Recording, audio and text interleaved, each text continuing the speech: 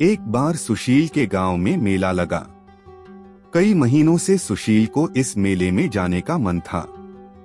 वह वहां जाकर कुछ खेलों में अपनी किस्मत आजमाना चाहता था। सुशील के दोस्तों ने कहा कि वे भी साथ चलेंगे, पर वह जानता था कि वह अपने दोस्तों के सामने खेलों में भागीदार नहीं बन सकता था। उसको अपने दोस्तों के सामने हारने की भी चिंता थी। उसे डर था कि यदि वह हार गया तो उसके दोस्त उसे असमर्थ समझकर उसका सम्मान करना छोड़ देंगे। वह किसी भी हालत में जीतना चाहता था। मेले में सुशील अपने दोस्तों के साथ चल दिया और उसने सोचा कि मेले में ही कुछ उपाय सोच लेगा। मेले में बहुत सी दुकानें थीं। उसमें से एक दुकान में तीर से निशाना मारने का खेल था। सही निशाना लगाने पर बहुत बढ़िया इनाम भी था। सुशील ज्यादा अनुभवी तो नहीं था, पर वह निशाना लगाकर जीतना चाहता था। उसको यह भी डर था कि अगर निशाना सही नहीं लग पाया तो उसके दोस्त उसकी खिल्ली उड़ाएंगे। फिर उसने कुछ सोचा और तीर उठाकर अपने दोस्तों से कहा कि वह इस खेल के माध्यम से उन्हें कुछ व्यावहारिक ज्ञान देगा। उसे लगा कि इस प्रकार यदि वह विफल भी हुआ तो भी वह अपने दोस्तों के सामने अपनी इज्जत बचा पाएगा। वे सब दुकान की ओर चल दिए जहां सुशील को देखने के लिए भीड़ जुट गई थी। यह सुशील के लिए पक्की चुनौती थी। उसने धनुष और 3 तीर उठाए और सब लोगों से कहा, अब मैं आपको जीवन के बारे में सिखाता हूँ, मुझे ध्यान से देखिएगा। सुशील ने निशाना साधा और तीर छोड़ा, पर निशाना सही जगह न लगा।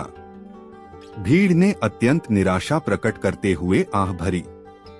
सुशील शांत रहा और बोला, तीर मारते वक्त मैंने सोचा था कि मैं एक योद्धा हूँ, इसी कारण मेरा निशाना चूक गया।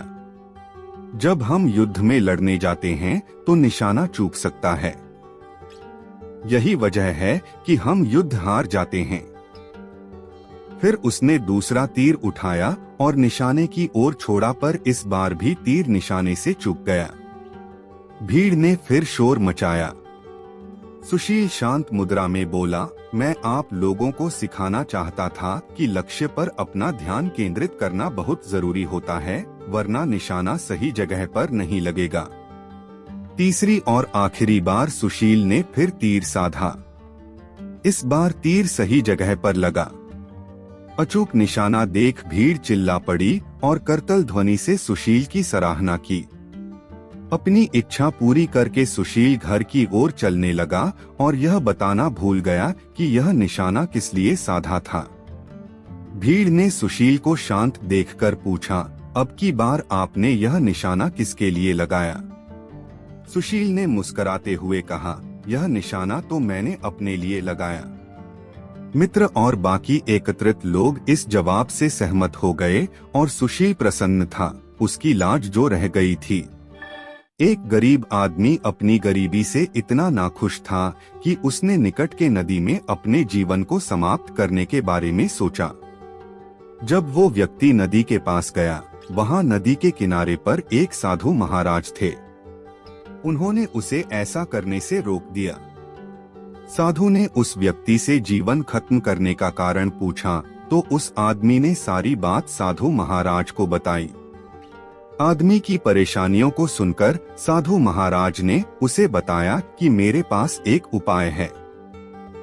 मेरे पास एक ऐसा जादुई जग है जो तुम्हारी सभी इच्छाओं को पूरा करेगा।